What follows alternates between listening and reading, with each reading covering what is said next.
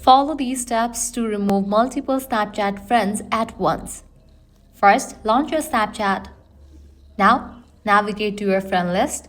Once you're over here, you're gonna find all the conversation with your friends of Snapchat. You're gonna find conversation with your Snapchat users. Unfortunately, at the moment, you are not able to remove multiple Snapchat friends at once. But what you can do is remove each of the friend.